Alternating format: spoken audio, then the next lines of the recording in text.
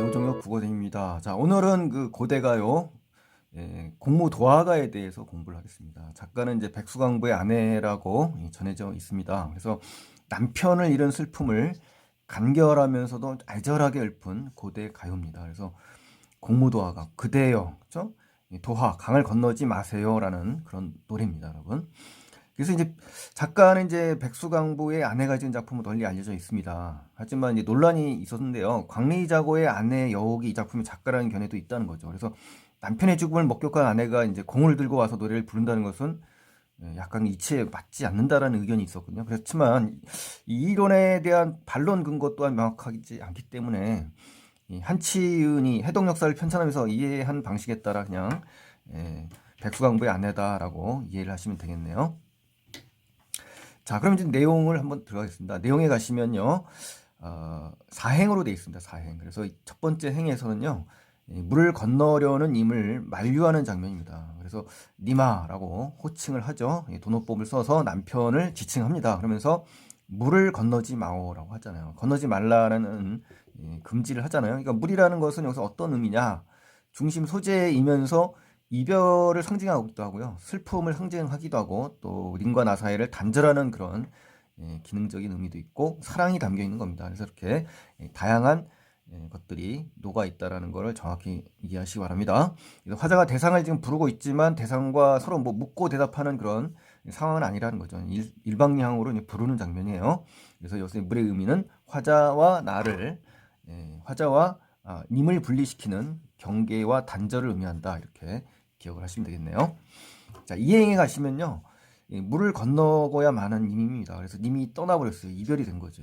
이별의 상황. 님은 기어이 물을 건너시네. 시적 화자의 말을 듣지 않는 그런 님의 모습이고요. 물 건너다가 결국 물에 빠져 죽어버렸습니다. 익사를 한 거죠. 그래서 고집이 세다는 걸 알 수가 있습니다. 여기서 이 님은. 그래서 자신이 하고 싶은 것은 위험에도 하고야만은 그러한 성격이라는 걸 알 수가 있다는 거죠. 자, 3회에 가시면요. 물에 빠져서 님이 세상을 떠나서 님이 결국은 죽었습니다. 그래서 물에 빠져 돌아가셨다라고 직접 나왔네요. 그렇죠? 4행에 가시면은 이제 님의 죽음에 대해서 이제 한탄하는 화자의 마음이 남겨 있고요. 님과 이별에 대한 슬픔과 체념이 담겨 있습니다. 그래서 이제 임을 어이할 거라고 하면서 체념적인 말투가 그대로 직설적으로 드러나 있습니다. 자, 여기서 이제 시적 화자와 시적 대상을 이제 살펴보면요. 사랑하는 님이 물에 빠지는 모습을 보게 된 아내가 시적 화자가 되는 거고요. 시적 대상은 스스로 물에 빠지는 남편이 되겠죠. 즉 백수광부가 되는 겁니다. 그래서 백수광부와 그의 아내의 상황을 지켜본 이 제3자 광리자고라는 사람이 집에 돌아와서 또 아내인 여옥에게 이야기를 들려줬다고 합니다. 그래서 이러한 상황까지 알아두시면 더 좋겠네요. 또 시적 화자의 정서 변화가 상당히 중요한데요.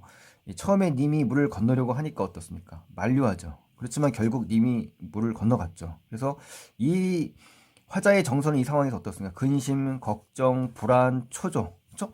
이러한 감정이 복합적으로 담겨 있을 거라는 겁니다. 그래서 한자 중에는 이제 전전긍긍, 그렇죠? 노심초사, 그렇죠? 노심초사. 그 다음에 좌불안석, 뭐 이러한 한자하고도 연결이 된다. 좌불안석하고 연결을 하시면 좋겠고요. 자, 님이 물에 빠져 죽고 시저자는 그 모습을 보게 되죠. 그러니까 체념, 이 장면에서 체념. 또 안타깝죠. 또 절망하고 있고 한탄하는 그러한 장면이 3, 4행에 있습니다. 그래서 두 가지의 로 나눠서 정서의 변화를 좀 살펴봤습니다. 그래서 중요합니다. 이 부분이 시저과제의 정서 변화. 자, 그다음에 이제 두 번째 페이지에 가시면요, 이제 핵심 정리로 가시면 고대 가요가 갈래가 되고요. 사원 사구체로 되어 있습니다. 제재는 이제 물입니다. 물이고 주제는 님을 잃은 슬픔, 그렇죠? 님의 죽음으로 인한 이별의 슬픔과 한이 되는 것입니다. 시대는 고조선 시대고요. 성격은 이제 서정적이면서 애상적이고 체념적인 그러한 성격을 갖고 있습니다. 자, 표현상 특징의 첫 번째로 가시면 중국 고대 문헌에 먼저 소개되었습니다. 그리고 17세기 이후에 드디어 우리나라의 문헌에도 등장하게 된 거예요. 또 머리를 풀어 헤친 남자, 이게 뭐예요? 백수광부죠. 백수광부, 그렇죠? 백수광부예요. 물을 건너다가 세상을 떠나자 그의 아내가 노래를 부르고 그 뒤를 또 따라갔다는 이야기가 함께 전해집니다. 그래서 이 남편이 강을 건너다 빠져 죽자 그의 아내가 이를 한탄하며 노래를 불렀다는 그러한 얘기입니다. 또 집단적 의식, 자 이게 중요한데요. 집단적 의식을 담은 노래에서 그렇죠? 과거에 구지가 같은 작품 있죠. 거기서 점차 개인적인 정서를 담은 서정시로 변화하는 시기를 대표하는 작품이다.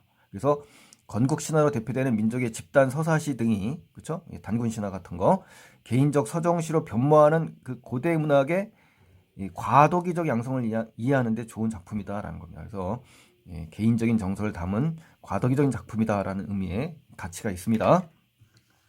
또 이별과 죽음에 대한 당시 사람들이 뭘 할 수 있어요? 정서를 읽을 수가 있고 세계관을 살펴볼 수 있지 않습니까? 또 우리 민족의 전통적 정서가 뭐예요? 한이죠, 한. 이 한의 정서와 어떻습니까? 맞닿아 있습니다. 그래서 이 한국 문학의 특질을 이해하는 데 아주 도움이 되는 거고요. 이러한 한의 정서를 반드시 기억을 하셔야 됩니다. 또 물의 상징적 의미를 어떻습니까? 중심으로 시상을 전개했다라는 거. 이 물의 이미지가 이제 각종 시가에 많이 나오지 않습니까? 이게 물의 이미지를 우리 그 정확하게 기억을 하셔서 비교를 할 줄 알아야 됩니다. 뭐 정지상의 송이라든가, 그쵸? 허난설현의 규헌가라든가 이런 데 보면 물의 이미지가 단절을 의미하는 그 시어로 많이 등장하고 현대시에도 많이 나오지 않습니까? 시정화자의 절박한 심정, 그쵸? 절박한 심정을 직접적으로 표출했다. 그러니까 정서를 어떻다? 직접 표출했다라는 거 기억을 하셔야 돼요. 또 대상을 지칭했죠. 님이라고. 그쵸? 그 대상이 근심의 원인이죠. 그쵸? 님과의 사별에 괴로워하고 화자는 님을 지칭하면서 그 대상의 근심의 원인이 님이라는 것을 강조하는 겁니다. 자, 이제 이 작품에서의 물의 의미가 이제 중요한데요. 예술 작품에서 이 물은 이승과 저승을 가르는 경계입니다. 그래서 삶과 죽음, 정화 또는 정화를 통한 재생, 생명과 삶의 원천입니다. 그리고 충만한 사랑 등 다양한 의미를 지닌 이 원형 상징으로 활용되는 것이 이 물의 이미지예요. 그래서 이 작품에서는 이미 물에 빠져 죽게 되면서 화자가 이별하게 됐죠. 그러니까 물은 삶과 죽음의 경계가 되는 거고 화자는 님과 단절된 거고, 그렇죠? 이별, 슬픔 등의 의미를 지니는 것입니다. 그래서 일행의 물은 특히 그것을 건너지 않길 바라는 화자의 소망과 사랑이 담겨 있다고 볼 수도 있는 겁니다. 자, 이별의 정화를 노래한 작품의 계보가 중요한데요. 고대가요에서 이제 공무도화가가 이제 대표적이고, 그 다음에 고려가요 중에 가시리와 서경별곡이 이어집니다. 그리고 정지상의 한시, 송인이 지금 이어지고요. 또 조선시대 황진이의 시조라든가 현대시 김소월의 진달래꽃이 대표적인 이별의 정화를 노래한 작품의 계보입니다. 그래서 전부 중요한 작품들이니까 꼭 기억을 하세요. 자, 배경설화를 이제 마지막으로 실었는데요. 이제 이 고조선의 뱃사공 이 광리자고라는 인물이 있습니다. 이 아침 일찍 일어나서 배를 저어 가는데 갑자기 백수강부가 이제 술병을 들고 강물로 이제 건너가는 겁니다. 그의 아내가 막 뒤따르는 것을 말리는 장면을 본 거죠. 근데 남편은 죽고 아내는 어때요? 공무에 맞춰 노래를 부르며 통곡하는 장면을 본 겁니다. 그래서 이 노래가 공무도화가가 된 거예요. 이 노래가 끝나자 아내 또한 물에 몸을 던져 죽고 말았다. 그렇죠?